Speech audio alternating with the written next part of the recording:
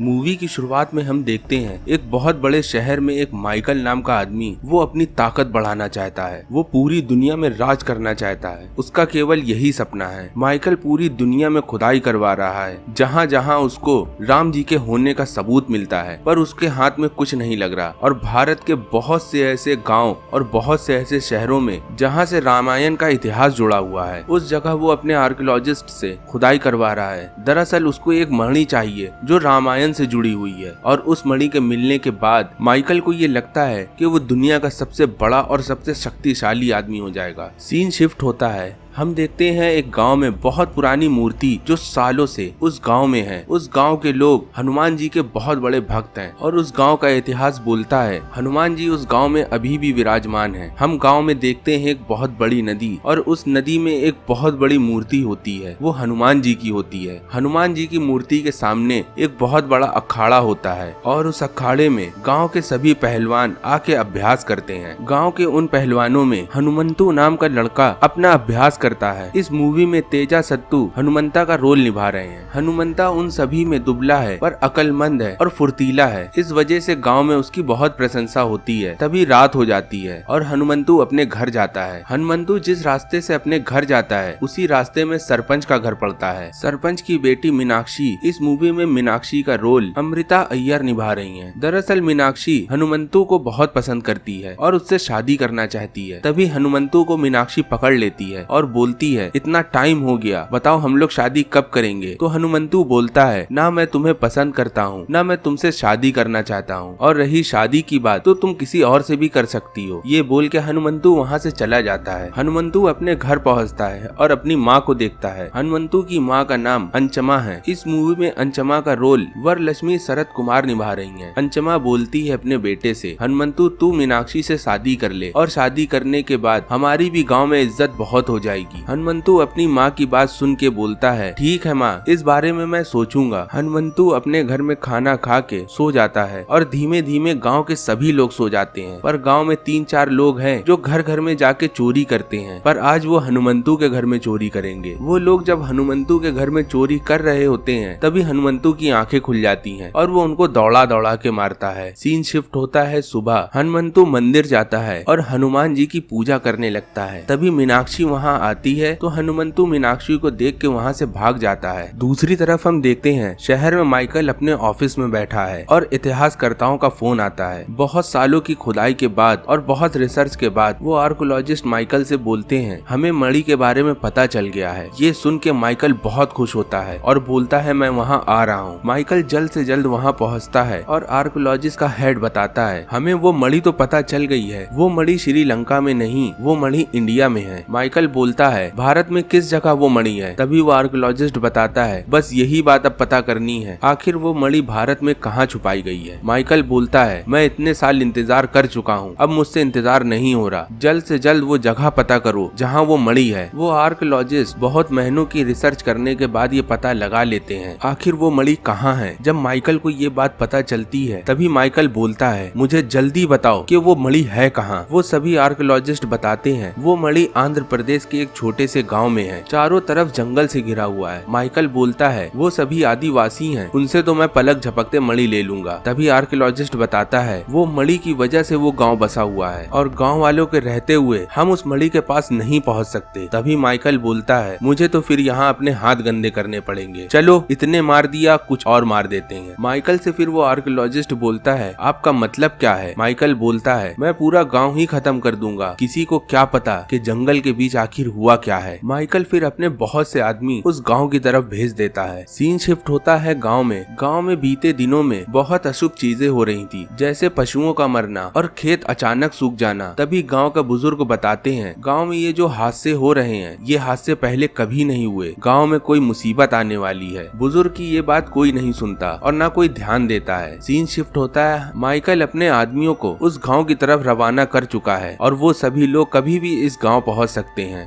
दूसरी तरफ हम देखते हैं हनुमंतु भक्ति में लीन है। हनुमंतु हनुमान जी की मंदिर में झाड़ू लगा रहा है और सफाई करता है। तभी वहाँ बहुत तेज आंधी चलती है। हनुमंतु को भी कुछ आभास होता है कि कुछ गलत होने वाला है। हनुमंतु फिर उस मंदिर के पुजारी के पास पहुँचता है और बोलता है, बाबा आखिर ये सब क्या है? बाबा बोलते हैं, इस गाँव में संकट आने वाला है। हनुमंतु बोलता है, कैसा संकट? बाबा बताते हैं, बहुत साल पहले एक आदमी अपने गांव के सरपंच को एक मणि दे के गया था और जैसे उस आदमी ने सरपंच जी को मणि दी वैसे ही वो आदमी मर गया। हनुमंतु बोलता है, मणि? कैसी मणि? बाबा बताते हैं, वो मणि हनुमान जी की है। हनुमान जी ने अपनी सारी शक्ति उस मणि में रख दी और वो कलयुग का इंतजार करने लगे। हनुमंतु बोलता है, कलयुग, महाभारत, ये सब क्या बता रहे हो बाबा? बाबा हनुमंतु से बोलते हैं, जब कलयुग अपनी चरम सीमा पे होगा तो 5 चिरंजीवी इस दुनिया को खत्म करने आएंगे। हनुमंतु बोलता है, 5 नहीं 4 बाबा। तभी हनुमंतु को बताते हैं, बाबा 5वां चिरंजीवी हनुमान है। कलयुग से याद आया, आपने असुर नहीं देखी तो मैंने असुर 2 पूरी एक्सप्लेन करी है। मैं डिस्क्रिप्शन में और आई बटन में दे दूंगा। आप इस मूवी को देखने के बाद असुर देख सकते हैं। असुर में कलयुग और कली सभी चीजें दिखाई गई हैं। आते हैं हम लोग अपने टॉपिक पे। पंडित जी हनुमंतु से बोलते हैं, तुम्हें इस बारे में नहीं पता पर आज मैं ये भी बता रहा हूँ। इस गाँव के लोग उस मणि की सालों से रक्षा करते आ रहे हैं पर इस रक्षा का कर्तव्य तुम्हारे कंधों पे है। दरअसल इस गांव में सभी एक दूसरे से लड़ने की कोशिश करते हैं पर तुम इस गांव में समझदार हो और ताकतवर भी हो। हनुमंतु को तो आधी बात समझ में भी नहीं आई। हनुमंतु वहां से चला जाता है। अगले दिन हम देखते हैं माइकल के सभी आदमी गांव पहुंच चुके हैं और गांव पहुंचते साथ वो गांव वालों को मारने लगते हैं। तभी हनुमंतु की माँ उन लोगों को आके पीटने लगती है और सभी गाँव वाले उसको देख रहे होते हैं। माइकल के इतने लोग हनुमंतु की माँ के ऊपर भारी पड़ते हैं। अंत में हनुमंतु की माँ को वो अधमरा कर देते हैं। उतनी ही देर में हनुमंतु वहाँ आ जाता है। हनुमंतु उन लोगों को बहुत मारता है और लास्ट में उन लोगों को भगा ही देता है। माइकल के सभी लोग वहाँ से निकल जाते हैं। जब माइकल को ये बात पता चलती है तो वो बोलता है, अगली बार तुम लोग बंदूक लेके जाना और जो भी तुम्हारे सामने आए तुम उसको शूट कर देना। वो सभी लोग ऐसा ही करते हैं। तभी वहाँ हनुमंतु फिर आ जाता है। हनुमंतु से वो गुंडे बोलते हैं, मैं तुमसे आखिरी बार पूछ रहा हूँ, वो मणि कहाँ है? तो हनुमंतु बताता है, कैसी मणि? मुझे तो मणि के बारे में नहीं पता। तो वो बोलते हैं, तुम लोग फिर यहाँ क्या कर रहे हो? आखिर इस गांव में और इस जंगल में तुम लोग का क्या काम है? तो हनुमंतु बोलता है, हम लोग यहाँ सालों से रह रहे हैं पर हमें मणि के बारे में नहीं पता। पर हनुमंतु जब आगे बढ़ता है तो माइकल के सभी गुंडे हनुमंतु को बहुत मारते हैं। मारने के बाद उसको वो नदी के किनारे फेंक देते हैं। नदी के बहाव से हनुमंतु उस नदी में डूब जाता है और दूसरी तरफ माइकल के गुंडे गाँव वालों को बहुत मारते हैं और मणि के बारे में पूछते हैं पर गाँव वालों को मणि के बारे में नहीं पता। माइकल के गुंडों को वो प्राचीन मंदिर दिखती है तो उसके अंदर वो जूते पहन के जाने लगते हैं। तभी उतने में हनुमंतु वहाँ आ जाता है। दरअसल हनुमंतु अब अलग दिख रहा है। हनुमंतु के पास वो शक्ति है जिससे वो सभी लोगों को मार सकता है और वो सभी गुंडों को उड़ा उड़ा के मारता है। माइकल के वो 200 गुंडे थोड़ी देर में ही हनुमंतु खत्म कर देता है। दरअसल हनुमंतु के पास ये शक्ति तब आई थी जब वो नदी में डूब रहा था। वो मणि और कहीं नहीं उस नदी में है। हनुमंतु उस मणि का स्पर्श कर लेता है और उस मणि की कुछ शक्ति हनुमंतु के अंदर आ गई है। माइकल के वो सभी गुंडे अधमरे हो के माइकल के पास जाते हैं और बीती सारी बात बताते हैं। तो माइकल बोलता है, तुम कितने आदमी ले गए थे? तो वो आदमी बताता है, हम 200 आदमी थे। माइकल बोलता है, किसी आम आदमी के बस की बात नहीं कि वो 200 आदमियों को मार दे। दूसरी तरफ हम देखते हैं हनुमंतु उस नदी में जाके देखता है कि उससे आखिर क्या स्पर्श हुआ था पर हनुमंतु को उस नदी में ऐसा कुछ नहीं दिखता। फिर वो गहराई में देखता है कि कुछ चमक रहा है। हनुमंतु उस चमकती चीज के पास जाता है तो वो देखता है कि वो एक गधा है और हनुमंतु जैसे उस गधे को पकड़ता है वैसे ही उछल के वो बाहर आ जाता है उस नदी से। माइकल एक हेलीकॉप्टर में बैठ के उस गांव की तरफ आता है और अपने साथियों को भी साथ में लिए रहता है। जब ये बात हनुमंतु को पता चलती है तो वो गांव के बाहर आके वो सभी लोगों को रोक लेता है और उन लोगों से बहुत लड़ाई होती है। हनुमंतु उन सभी को पलक झपकते मार देता है। दूसरी तरफ हनुमंतु के सामने वो हेलीकॉप्टर आके खड़ा हो जाता है और हनुमंतु के ऊपर गोलियां चलाने लगता है। जब उसके ऊपर गोली चल रही होती है तभी हनुमंतु जाके जंगल में छुप जाता है पर माइकल उसका पीछा नहीं छोड़ता। वो जंगल में भी आ जाता है तो हनुमंतु अपना गदा फेंक के उस हेलीकॉप्टर को क्रैश कर देता है। तब भी माइकल जिंदा होता है और दोनों में बहुत लड़ाई होती है। हनुमंतु माइकल को अधमरी हालत में हनुमान जी के मंदिर के सामने लाता है और पंडित जी से बोलता है, बाबा आप बताओ इस आदमी का क्या करना है? तो पंडित जी बताते हैं, इस गांव में सदियों से वो मणि ढूंढने लोग आ रहे हैं पर आज तक वो मणि किसी को नहीं मिल पाई और हनुमंतु जैसे जब तक रक्षक रहेंगे तब तक ये मणि सुरक्षित रहेगी। तुम इसको जाने दो, अपने हाथ गंदे मत मत करो। माइकल हाथ जोड़ के उस मंदिर के सामने खड़ा हो जाता है और बोलता है, हनुमान जी मुझे माफ कर देंगे, मैं एक बहुत बड़ा पापी हूँ। हनुमंतु तुम मुझे मार दो, मैं जीने लायक नहीं हूँ। ये बात करते हुए माइकल मीनाक्षी के पास पहुँच जाता है और उसके गले में चाकू लगा के बोलता है, अगर तुमने मेरे साथ कुछ भी किया तो मैं इस लड़की को मार दूंगा, और मीनाक्षी को लेके वहाँ से निकलने लगता है। माइकल मीनाक्षी को लेके उस गांव के बाहर आ जाता है और मीनाक्षी को उस नदी में धक्का दे देता है। तभी हनुमंतु अपनी मीनाक्षी को बचाता है और फिर वो जाता है माइकल के पास। माइकल को हनुमंतु बहुत बेरहमी से मारता है और फिर जान से मार देता है। दूसरे दिन गाँव के लोग माइकल और माइकल के लोगों को वहाँ दफना देता है और हम देखते हैं कई दिन बीत जाते हैं। हनुमंतु के पास अब वो सभी शक्तियाँ हैं जो हनुमान जी के पास थी। हनुमंतु फिर पानी के अंदर बैठ के हनुमान जी की भक्ति में लीन हो जाता है और फिर कई दिन बीतने के बाद हनुमंतु अपने सीने से वो मणि निकालता है। वो मणि हनुमान जी को जाके वापस कर देता है। दरअसल वो बड़ी मूर्ति हनुमान जी का प्रतीक थी। हनुमान जी के पास जैसे वो मणि ले जाता है वैसे ही वो मणि सीने के अंदर चली जाती है। दरअसल ये मणि प्रभु राम और माता सीता का प्रतीक था। इस वजह से हनुमान जी वो मूर्ति अपने सीने में रखते थे। हनुमंतु को जो नदी से गधा मिला था वो गधा हनुमान जी के मंदिर में जाके रख देता है। दरअसल हनुमान जी मंदिर में थे पर उनका गधा उनके साथ नहीं था और ये गधा सालों से ढूंढा जा रहा था। गधा अब ये मिल चुका है। हनुमंतु हनुमान जी का गधा वापस करता है और उनके हाथ में लगा देता है। यहाँ से मूवी होती है खत्म। अगर आपको दूसरी मूवी देखनी हो तो आप इस चैनल को लाइक और सब्सक्राइब करें और कमेंट्स में हमें बताएं कि आपको दूसरी मूवी कौन सी देखनी है। हम उसको बेहतरीन एक्सप्लेन करने की कोशिश करेंगे। मिलते हैं हम लोग अगली वीडियो में,